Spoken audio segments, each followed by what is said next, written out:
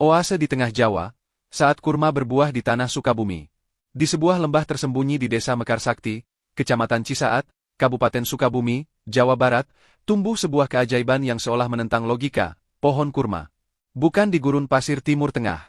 Bukan di bawah terik matahari Arab Saudi. Tapi di tengah hutan tropis Indonesia, di bawah rindangnya pepohonan pinus dan udara sejuk pegunungan, 462 pohon kurma berdiri tegak, berbuah, dan berkembang. Kurma kini tumbuh di Sukabumi. Ini bukan proyek impian semalam. Ini adalah hasil dari 12 tahun perjuangan, eksperimen, dan kegigihan oleh seorang pria bernama Haji Asep Sukandar, seorang pensiunan TNI yang justru memilih pensiun untuk memulai petualangan terbesarnya, membawa oase ke tanah Jawa. Awalnya banyak yang bilang, kurma di sini? Gila kali, ini kan daerah hujan, bukan gurun. Cerita Asep sambil tertawa.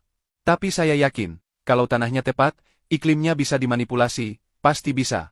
Dengan modal nekat dan pengetahuan yang ia kumpulkan dari buku, internet, bahkan kunjungan ke negara-negara produsen kurma, Asep mulai menanam pohon kurma pertamanya pada tahun 2013. Ia mengimpor bibit dari Mesir, Arab Saudi, dan Tunisia. Ia ubah sistem drainase tanah, atur intensitas sinar matahari, dan bahkan membuat teras-teras buatan, agar akar tidak tergenang air. Setiap hari, ia menyiram, memantau, dan merawat pohon-pohon itu seperti anak sendiri. Dan setelah bertahun-tahun menunggu, karena pohon kurma butuh 5-7 tahun untuk berbuah dan akhirnya, buah pertama jatuh ke tangannya. Saat itu saya menangis, bukan karena manisnya, tapi karena saya tahu, ini bukan hanya kurma. Ini adalah bukti bahwa Indonesia bisa. Kini, kebun kurma seluas 3 hektar ini, bukan hanya tempat budidaya. Ia telah berubah menjadi destinasi edukasi dan wisata religi. Ratusan pengunjung dari anak-anak sekolah, keluarga, hingga rombongan pondok pesantren berkunjung setiap bulan, untuk melihat langsung pohon yang disebutkan dalam Al-Quran tumbuh di tanah Nusantara. Pohon kurma di sini, bukan hanya satu jenis. Asep berhasil menanam berbagai varietas, seperti medjool yang besar dan manis, deglet nur yang kering dan garing, hingga ajwa yang dikenal sebagai kurma nabi. Yang paling mengagumkan, buahnya benar-benar bisa dipanen dan dikonsumsi. Meski ukurannya sedikit lebih kecil dibanding kurma impor, rasanya manis, legit, dan segar. Ini bukan kurma palsu, bukan boneka. Ini asli, tumbuh dari tanah Indonesia, kata seorang pengunjung, sambil mengunyah buah yang baru dipetik.